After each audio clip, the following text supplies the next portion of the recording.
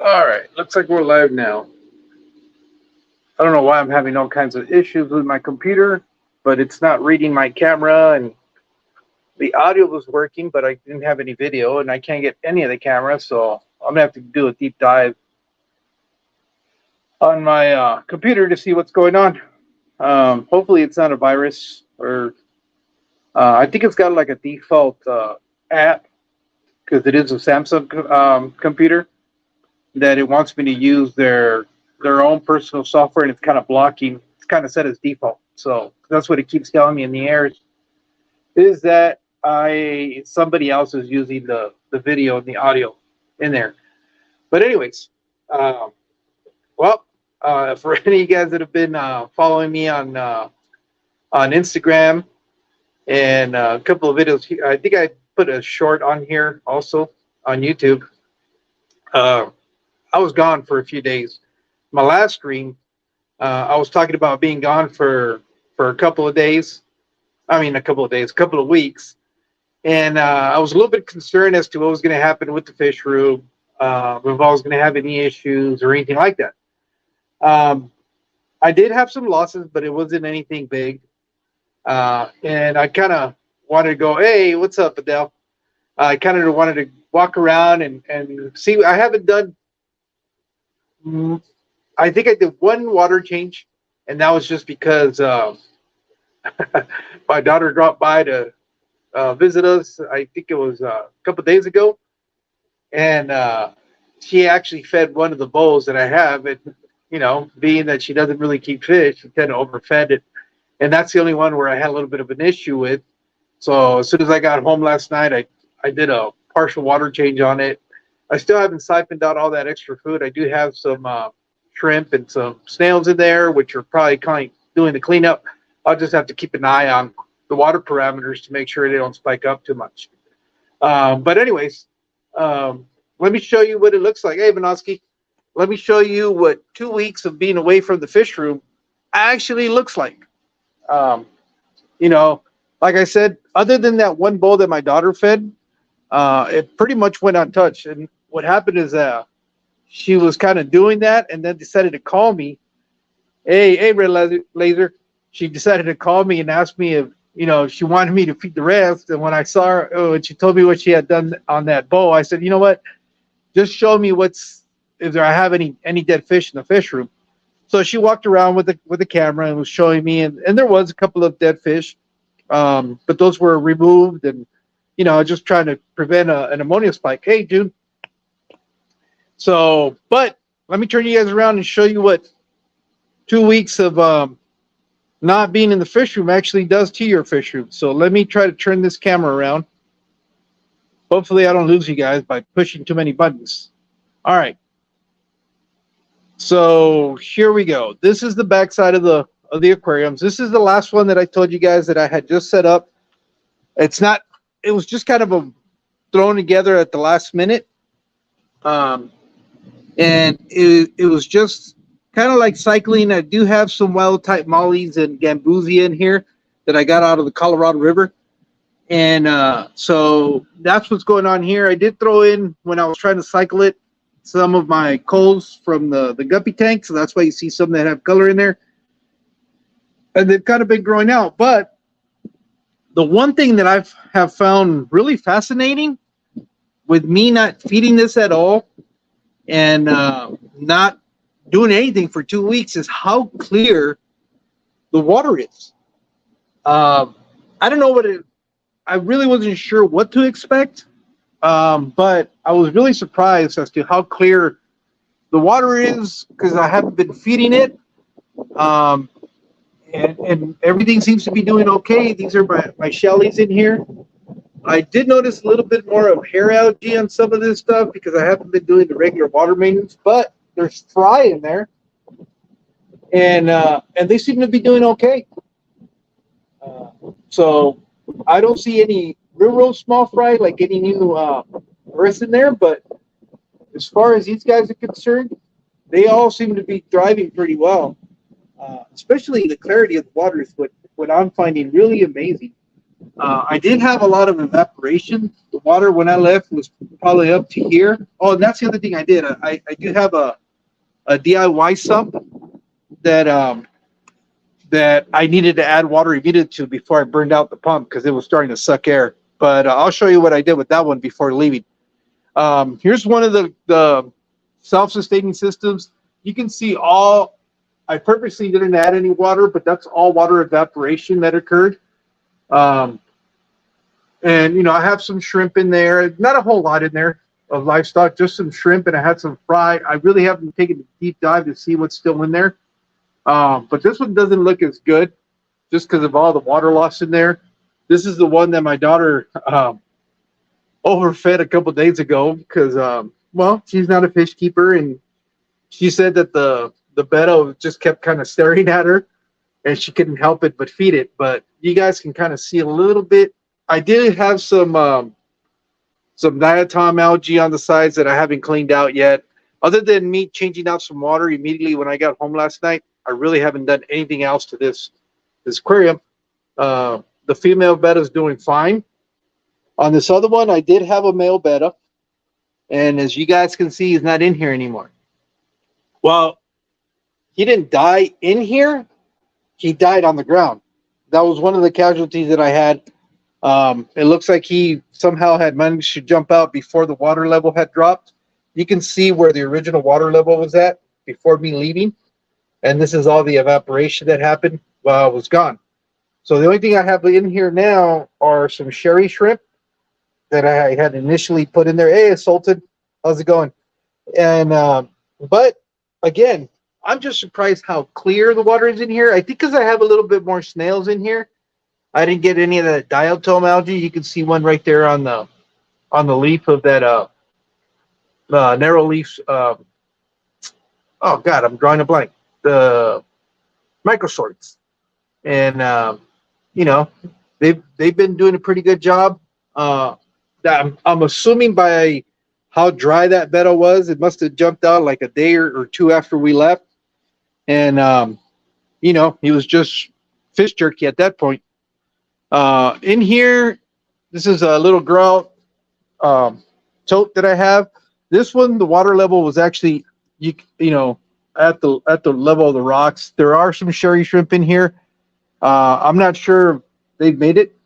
I did put some water there immediately. I am trying to grow out some plants that I'm using for a different project, so that's why those are there. This one, other than a little bit of algae on the glass, I was really surprised how well everything held up. The water, like I said, the biggest takeaway for me from all of this is how clear this water is. You can see how poor of a job I did cleaning the glass before leaving because they still have some spots that have some of that algae that I didn't scrape off. But for the most part, you know, the fish look okay. They don't look like they're, you know, sunken bellies or that they're starving or anything like that. It's fascinating. The only thing that I do notice that did change, these fish are not fired up as they once were. The color is a little bit muted. I haven't done a water change yet. You can see how much water evaporation I had in here. About 4 fingers. It's a 75-gallon. So a lot. Other than that, everything else seems to be pretty cool. The only thing that I can tell a little bit more is that green algae that was on the back. I think because I'm not dumping any food in here, the plecos, you saw them swim under there, have actually been grazing on the glass and have managed to kind of clean up some of the areas. You can see where it starts getting lighter and lighter. They actually been rasping out the back of that. The plants look okay. Actually, my Amazons look a little bit bigger than they did when I first left. So everything seems to be doing just fine. Here's the one that I had on the thumbnail. You can see this one is probably the one where the most drastic water evaporation happened. It's every bit of maybe 4 inches. It's a cube. It's my Molly's, but still, again, the clarity of the water. You know, this one, this pleco that's back in there has really went to task, and you can see how he kind of scraped off most of the algae that was growing in the back of the glass because I don't really clean those panels. I leave it because I have shrimp in here that'll graze on it. You can, I don't know if you're going to be able to make out some of the shrimps that are on the leaves. These plants are not looking as hot. They're actually kind of yellowing a little bit, so I might have to fertilize this one a little bit. But as far as the fish in here, I mean, there's still a relatively small fry in here. I don't know if these guys, push come to shove, if they predated on each other or not. I call that population control. But everybody seems to be doing fine. Here's where I had the most casualties. This is going to be in the barb tank. I think at one point when I first started this tank, I had about 10 barbs, and then a couple of them dropped off. But I did have a loss in here that my daughter pulled out for me. So now this tank, I think, is down to 4 or 5 barbs in here, which all that means either I have the excuse to buy some more. Hey, Bill, QC, thank you guys for joining. Angel, thank you for being here. Hey, Fish Family, thanks for showing up. Yeah, I'm just doing an update for those of you that weren't here in the beginning. I went on vacation for almost 2 weeks. And we got in last night around 2 o'clock in the morning. I just did a quick run around just to make sure that I didn't have any dead fish that I needed to pull before, they created any ammonia spikes. But other than the fish that my daughter pulled out a couple of nights ago, I haven't had any other losses. And everything seems to be doing well. Other than a little bit of algae on the front panels, which is, just normal. For the most part, the water seems like really, really clear, and the fish seem to be doing fine. Here's the other one. This is the biggest one that I have here. Oddly enough, I'm getting hair algae for some reason. Well, obviously there's an imbalance in here, and I need to figure out what's going on. I haven't done any water tests yet. I just kind of wanted to document everything as I'm seeing it. It's got a little bit of green spot algae on the front panel, but nothing more or less than what I had, other than this hair algae that's growing up here on the rocks, which I don't know if it nexus of nutrients. Maybe I had a fish die off in here that I'm not seeing right now. But I had a Basmani. Well, you know what? I'm missing one of the Basmani rainbow fish, and I think it's the female that I'm missing. So that's probably what happened. Now, I'm going to have to do some digging around and see if I can find her. That's what it is. I knew something had to create that spike in this one, because this is the only one where I'm having that excess nutrients in the water. That's interesting. I just realized that now that I did. Wow, that's too bad. As far as, I don't know, I don't think it was because they weren't being fed, because if you look at the rest of the fish, they look fine. It could have been something else. Something else caused it. Yeah, because I don't see the female. There's another subordinate male. That's the dominant male, and I don't see the female. So that's probably what happened. That makes sense. But anyways, the other one, this is the only one that I was really concerned about, was because I thought they were going to eventually run out of food, and they're the bigger body fish that I have. Other than the blue acar, that's another tank. These are the biggest body fish that I do have, and I know these guys have a voracious appetite. Now, here's what's interesting. When I left, all that hornworts was probably 3 times as much. So, from what I'm seeing, these guys got to the point where they got hungry enough and they started actually eating the hornwort, which most fish will not eat. Let's see who else is in here. Patrick Jean LeBlanc Hardy. Hey, how's it going, man? And so goldfish, I guess, will eat anything given the right circumstances. For the longest time, they hadn't been touching that, but that's because I would periodically, well, not periodically, quite a bit would drop of duckweed in here. They're my duckweed disposal team. And when they ran out of duckweed, well, they went into survival mode and decided that they were going to eat all the hornwort that was in here. So I have maybe about a third of how much hornwort I actually had in here. And that's saying a lot because hornwort just grows crazy. The one thing that I am surprised again is how clear this water is. No water changes, no nothing for 2 weeks. Obviously, I haven't been feeding, so the bio load has to be a lot lighter than what it normally is when I'm constantly dropping duckweed in here, because I'm not seeing the green pellet waste that's very typical from when I feed them duckweed. You'll see little green pellets. I'm not even seeing that now. So, maybe this has actually become its own independent ecosystem that they're doing fine. And I also was a little bit concerned because their bio load is a lot heavier than, as you guys see in most of my tanks, is real small fish. And so their bio load compared to the size of the tank that they're in is not that big. But in this case, that's not the case. This tank is relatively small for a goldfish, but yet they seem to be doing really, really good. I do have quite a bit of water evaporation. It's got to be at least 4 or 5 inches. So as soon as I get done with this live stream, I'm going to start doing all the water changes. But I wanted to show you guys what it looks like after not being here for 2 weeks and not messing at all with the tanks. Up here are all my my breed out tanks, my experiments.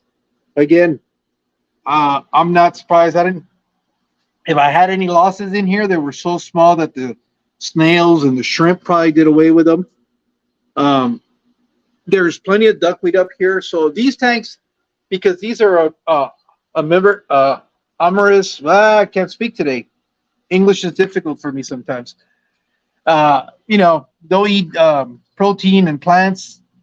And so push come to shove, these fish, what they're going to do if they get hungry, they'll start eating some of that duckweed. So that's why I was never really concerned about these tanks with all the plants that I have in here, plus all the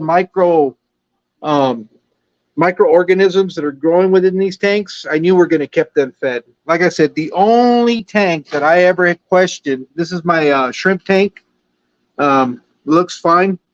It looks like I have more of the microswords in here that have been growing out and pretty much carpeting the bottom of this tank. So it's doing fine. Yeah, shrimp, I had no doubt they were going to be fine. There's so much for them to eat in these systems that they're pretty much set them and forget them kind of situation. Other than the water evaporation that you guys can see on some of these, that's pretty much the stint of this. I did notice that my pothos started growing like crazy. It's gone wild. It was when I left, it was probably right up to there, and I've had all this growth in a couple of weeks, and they're doing fine. In here, I have some neon green rasboras. These were actually I won these in a giveaway. Well, no. Let me rephrase that. I think Rico Stan won them, and he gave me the winning, and that's how I came across these right here. And they're all doing fine. I'm curious to see if there's any fry in here now, just because it's so heavily planted that if they were going to start dropping eggs, there is plenty of area for those eggs to hatch out and the fry to grow out. So that's that one. Over here is my platy tank. I can see I do have a loss in here, and I hadn't seen that. But again, this is the ecosystem at work. If you see all the shrimp are eating at it, this might have happened recently. They eat a lot of the duckweed. Mine do. What I want to get rid of. Okay, they grow. And she spots. Yeah, I know. That's what I've been doing in there. Other than some in here, I do need to pull him out or her, whatever. I can't tell because of the fins. But it does look like I did have a loss there. But I don't think it was for other than it's the size of that platy. It might have been just age, and or it was a female that just got tired by all these males. But I do need to do. I need I do need, man, I'm telling you guys, I'm having a hard time with my words. I do need to do water changes in all of these, especially on these where I've had a couple of losses. I don't want them to crash the tanks. But, well, again, it's not being too bad. Whatever ammonia is being produced is obviously being consumed by the plants because the water is crystal clear. I will test, though. In here is another grow out tank. You guys can see they're all doing fine. These are guppies. Hey, Garcia. Pinky Promise, how you doing? Sandy, thank you for being here. Hey, Brandon. And let's see. And so, other than, like I said, this one again, another 4 or 5 inches of water evaporation. These are my wild type mollies. These guys are actually going to be going in that 55 gallon that I showed you guys. And they're all fish that I pulled out of the Colorado River out here, out of the waterways where I work. And they're doing fine.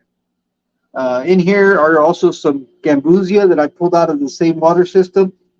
And I had no concerns. There's plenty of plants in there. I knew they were going to thrive. They're doing okay. Nothing really surprising there. In here are my Phineas mentals. These are some killifish. In here, I just need to do some water changes. Everything seems to be looking pretty good. So here's one of the dominant males right there. They really look like the flagfish down there in Florida, but those are supposed to be from the Middle East. And then the other tank up here is going to be my other guppy tanks. You can tell these guys are starving. They think I'm going to feed them. Well, they always do anyways, but they're looking fine. I still see a lot of new fry in there. All of this stuff down here. So they didn't even skip a beat. They kept going on like nothing was happening. So, I got a shrimp over here that's doing the. It must be try. Oh yeah, it is shedding its skin. It's exoshell. That's what it was. I was wondering what it was doing. In here again, more guppies. Same result. No issues. And down in here, the white clouds. Oh, let me move some stuff around. Sorry about the camera movement. This is the white cloud tank. And this is, quite frankly, the clearest I've ever seen it. I guess there's a lot to be said to just leave stuff alone and let it be. Because this tank really has really, I was always having a little bit of issue of a little bit of cloudiness. But I think it's finally, since I haven't messed with it, this is I call this my forgotten tank because usually this desk that's right here will be on this direction. And I always seem to, if I don't move the desk, I forget about that tank. I don't even feed that tank sometimes. These guys usually go a long time without eating. And they're doing fine. I'm not surprised they're smaller fish. So I'm not too concerned about that. This is my 55 gallon. This is the cold tank for all the guppies. Again, these guys are looking good. They're even reproducing in here without me feeding them. So water is crystal clear. What you see on there is the algae that's growing on the glass. But other than that, I really haven't done much. So let me see. And then this is the last one. This is where I have the cherry barbs, the pleco grow out, and a few odds and ends of tetras in here. I don't see anything different. None of these guys. The only thing that's happened in here is my plecos have gotten a little bit bigger. They're all hanging out here on the glass right now.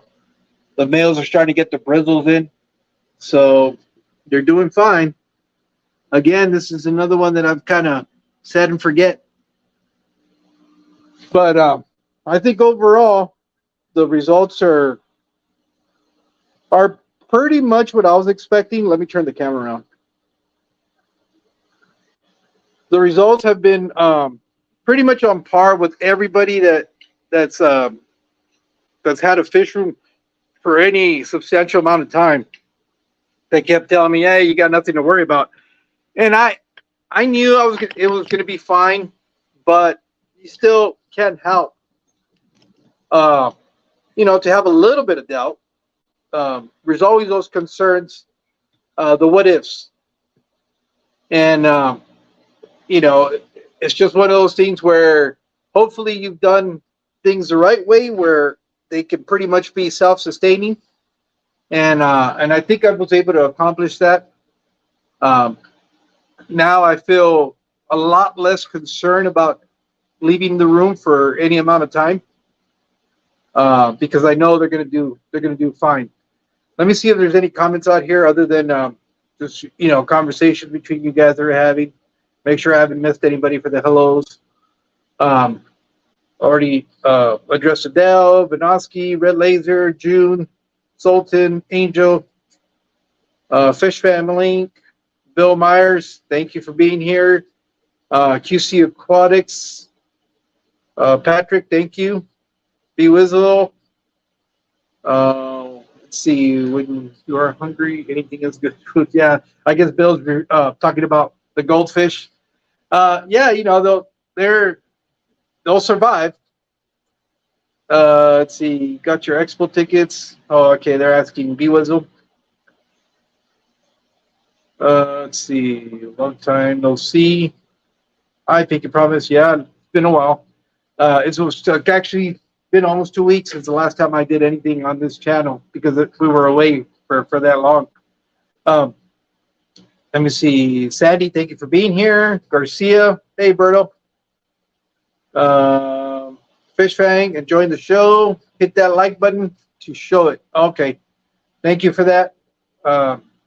And I think that's pretty much everybody. So that was it. I just kind of wanted to share with you guys because I know before leaving, I did a live stream, showed you a little bit of what was going on in the fish room. 2 weeks is really not that long time.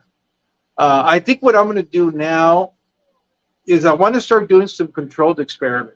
And what I mean by that, since I'll be here every day, I'm really, because Father Fish have said that he claims that fish can go almost the entire year without eating, without being supplementally fed. I don't know. I think there's a lot to be said to having an ecosystem in your tank. And I think a lot of it also depends on the size of the fish and what fish they are. But I'm going to see if I can go a whole month. I'm going to try that as an experiment. If I see that I start having any issues, what I'll do is I'm going to feed these guys. I got to do some water changes, and then start from there. And then I'll start kind of documenting. I'll start off with, I know a week. I know 2 weeks is they're going to be fine. Maybe I'll just do water changes today and try to see if I can go another week and see what happens. But since I'll be here on a daily basis, if I start seeing signs of things that are going sideways, then maybe I might intercede. But I'm curious to see if I can do a whole month without feeding the fish room. God, that would be so great, because then, if opportunities come to travel or go somewhere, there's no reason why you need to turn them down, and not have to worry about somebody coming in and tinkering with what you're doing. Because even though my daughter was well intended with that betta tank, just because she doesn't have the experience, she did overfeed it a little bit, and luckily nothing serious happened. Nothing that couldn't be corrected immediately. But those are the real risks. Those are the concerns that you have to deal with when you're trying to have somebody else, feed your aquariums that doesn't have experience. If I knew there was another hobbyist that was willing to come in here and do that, not that I would be comfortable with that, but I don't want to, I've always been the type of person, I don't like to bother anybody with anything. If I can't do it, then, I won't do it. But that's just me. So Other than that, I mean, that's pretty much it. I know. I think if I looked at the calendar correctly, or the time slots at 3 o'clock, or at least 3 o'clock my time, depending on where you're at, it might be what 6 o'clock or um, or 1 o'clock, depending on where you're at. Um, I think Bex will be going on with her regular stream. This is not a scheduled stream for me. I just kind of wanted to share you guys the results of being away from the aquarium for, I mean the fish room for some days. But other than that, if you guys have any questions, go ahead and feel free to ask. And if I have an answer, I'll answer it. If not, then we'll find the answer together, I guess. It says Bill Meyer says I have a tank 4 years old, not one water change, just top offs. All mine are crystal clean. Yeah, you know what? There's a lot to be said with not messing around with the tanks. For one thing, you got all that beneficial bacteria that is everywhere in there, and depending on on how your tank is set up, yeah. I mean, I know Steve from the Warrior Planet Tanks. He doesn't like really talking about it, but he doesn't. He's got most of his aquariums. He's just like Bill. Just all he does is top offs. He doesn't do water changes. I know it's real controversial. Hey, Mario, ¿cómo estás, Mario? Aquí dándoles el resumen después de 2 semanas de estar fuera del fish room y dándoles los resultados de lo que encontramos. Gracias por estar aquí. Y al rato lo hago en español para compartirlo con ustedes, mi experiencia de lo que pasó de estar fuera 2 semanas.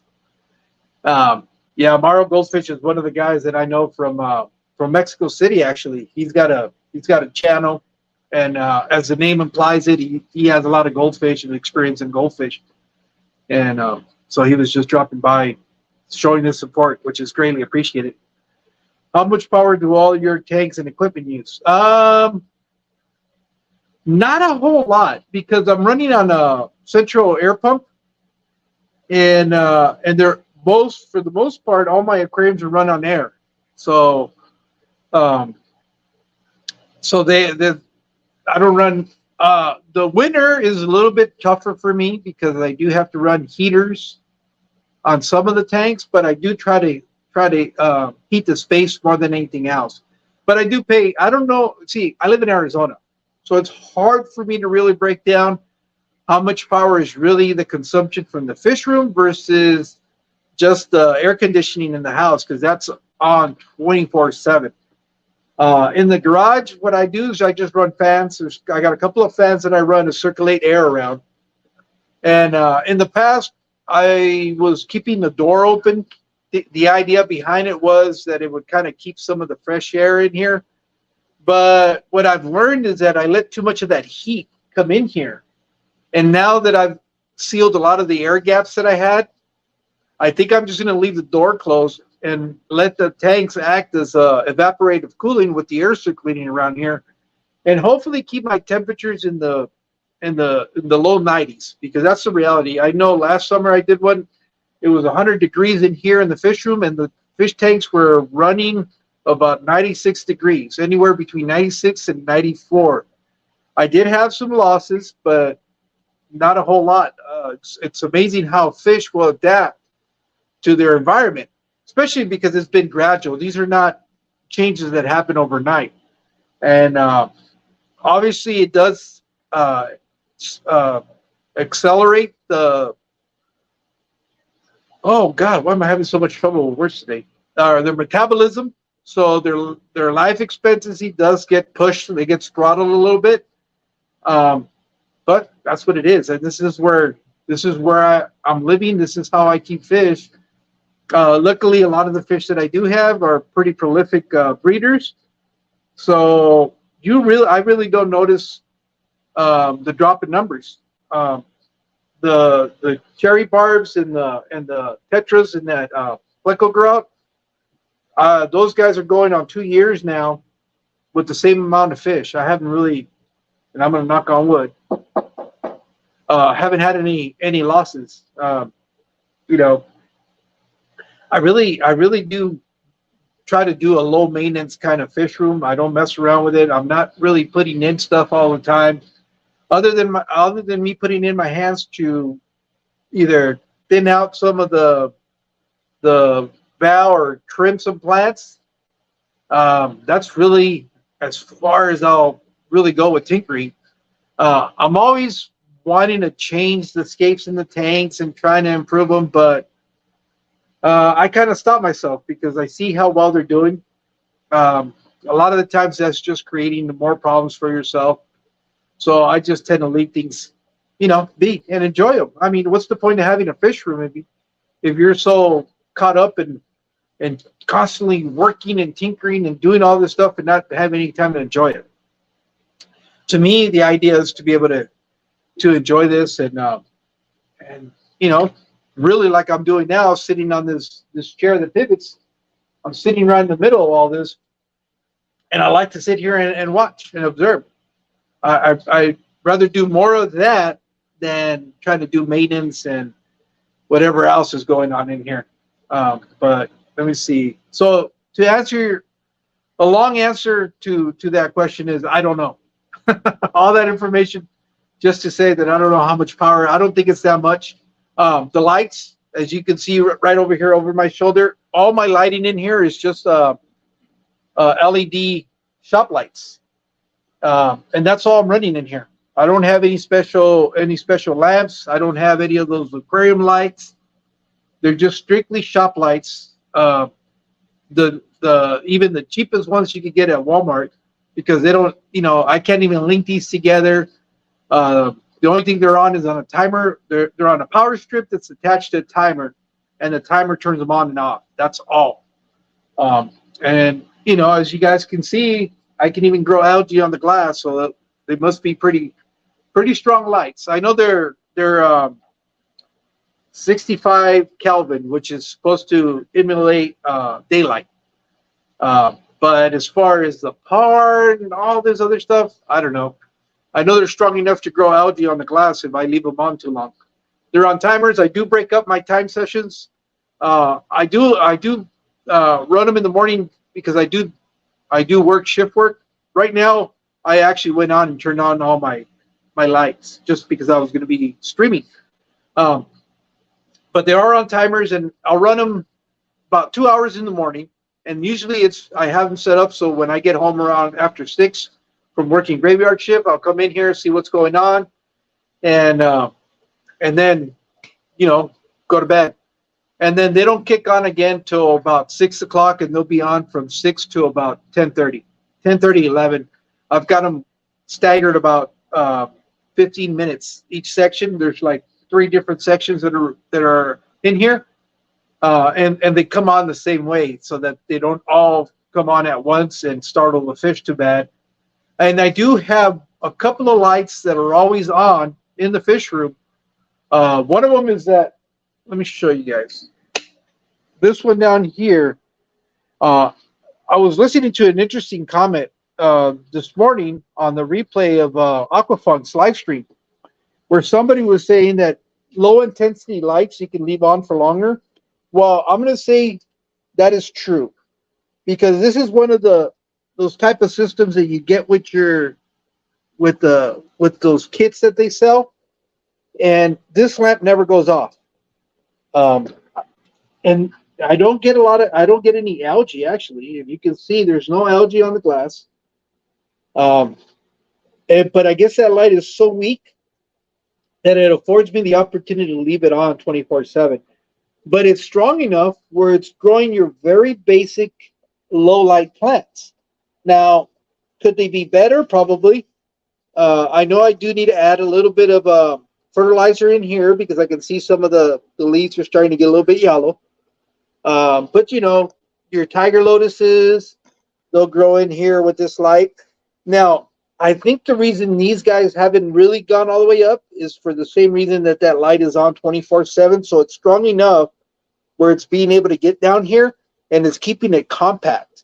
And it's not really getting up high like it normally does, which I thought it was kind of interesting. But that light is on 24/7. This light up here also is one of those old kits. It even looks kind of reddish. And those two are basically my ambient light in the fish room for when it goes off. And here's some of the lights that, like I was telling you guys, these are just simple shop lights. Yeah, I think these were on sale for about $8. I mean, it's a 36-inch light. It shoots off plenty of light where I can get this stuff to grow. That one is the only one that I don't have on a timer, so I have to manually turn it on. Those are the garage lights. That's another shop light that I put up there to light up the garage. But here, look, here's another one of these shop lights, and you guys can see the results. You know, they work. I mean, you don't. I mean, it's you don't have to spend all this money. I know a lot of these lights that they have out there are kind of cool because, you know, they'll ramp up or ramp down, and they'll mimic rainstorms, and you know, it's a product that they're selling out there. But if you're just trying to grow your very basic plants like guppy grass, hornwort, some Luigia rotella, some bacopa, some narrow leaf swords, that kind of stuff. So pearlweed. These lights will do perfectly fine. I finally got some water sprite in there. That one is it's kind of still in transition, but you know, I had some Mexican oak that got detached and is floating in there. A little bit is still there, but I mean, this stuff. This is some hydrophilia augustifolia. It grows that. It grows a lot of jungle val. As you guys can see, I have a lot of. It's growing some crips down here. So I only had one, and these are all runners. Actually, this is the original plant. It grew that, and it's growing those. And I was able to actually remove some of that, and that there, that one under that stump there, and this one over here are all coming from that same mother plant. And my Amazon swords, they're not really big, but they're growing. And that's all with simple shop lights. That's all I run. They are the daylight.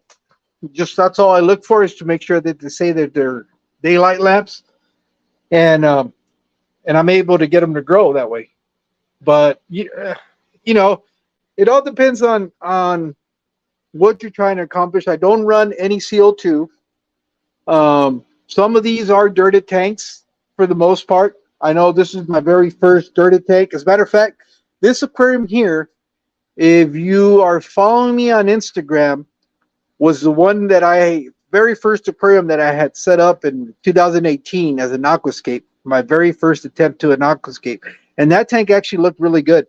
But and having to move and all that, and then just kind of trying to do something different, it now looks like this. It doesn't look like the one in the picture.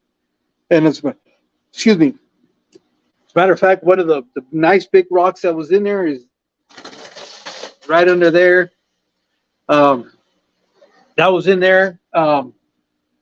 That piece of driftwood was in that aquarium, and I moved it over here. So I just kind of changed it around, but that's that aquarium there on that picture. But like I said, you know, those shop lights up here, that's all that is another shop light that's laying on top of that aquarium. Strong enough to grow algae on a 150. This is like a 150 tall, because it's only 48 inches wide, or 40 inches, yeah, I guess wide, 2 feet deep, 30 inches tall. So if I'm getting to grow algae down here, that light, and it's only one shop light, that's all there's in there. Let me show you so you see that I'm not misleading you. This is the only light, and it's growing. So you don't need to spend a whole lot of money to try to keep a little fish room and do what it is you like. It can be relatively inexpensive or as expensive as you want to make it. Let's see, any questions? Welcome back. Yeah, thank you, Jeff.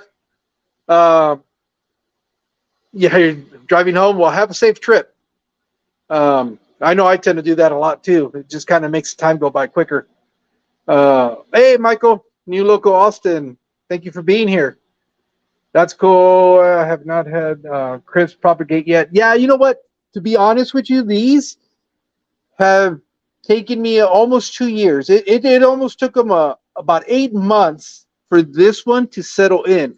And that's with me following the suggestions of where you pretty much chop up all the top and then the roots to help propagate or not propagate, but encourage the growth. But now that they have, it grows in real tight, real tight. Um, so I guess there's something to be said to being able to do that. Um, but that's pretty much it. I think now I'm just kind of rambling, not really having much anything of value to share with you guys anymore. But if there's any other questions, like I said, it's what I'm running in here is just shop lights. You guys can see. Oh, there's my air pump. That's a little air pump that runs the entire fish room, and that's it. It's not a very big fish room. I do have about 27 tanks, but the largest being that 150, and then everything else kind of goes down from there. These are all 10s on the top, 20s, 10s, 20 longs, a 29 in the back, another 55 in the back. I think that's a 65, 55 with an internal sump. This used to be a saltwater tank. They got converted over to that 55, 55. This is two different versions of a 55. This is 55 tall. So that one's only about 12 and a half inch wide, and that one's actually 16 inches wide. That's why it's not as tall. This I found at a swap meet. It's an older tank. I love the bracing on it because it's that big, thick glass, and it's almost like a 12 inches of it. I wish they would make more tanks like this. 75, 33-gallon cube, an oceanic. This used to be also a reef tank that I kind of converted over to freshwater. But it's, that's pretty much it. I do have little odds and ends. Like I said, I have some bows. I got some work that I need to do on this one. Just clean up more than anything else. Again, these are under cabinet lighting that you would put in your kitchen. And that's all that is. I spray painted them black so you wouldn't be able to see them. That's you can see the white cord. I didn't think too far ahead and paint that, but these little lights, you can see they're growing some pearlweed and obviously anubias. Anything will grow anubias, even no light, just ambient light. Down in here too, some of those micro swords, some more pearlweed, and it's doing fine. But you can, like I said, you can put it in as much money as you want. I do have a tote that I have some other fish in there, some of those Phineas Mentos, but that's pretty much it.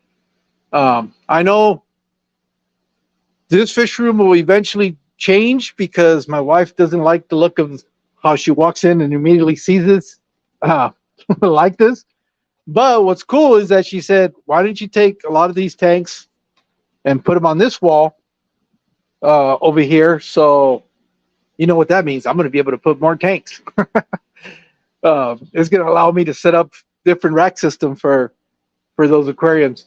And the idea I don't know yet. I'm still working on. It's a plan in progress. But other than that, unless you guys have any questions, and it's almost time for Bex to be going on. Yeah, they're kind of letting me know that it's time to go. All right, well, guys. Well, thank you guys for being here. Hopefully, we'll see you guys soon. Don't forget on every other Saturday. So not this Saturday, but next Saturday, Fish Plants y Mas with Steve from Warrior Planet Tank and myself will be on. And we'll be posting up what it is we're going to be discussing for this next topic. So you guys take care, and I'll see you guys soon. Thank you guys for being here.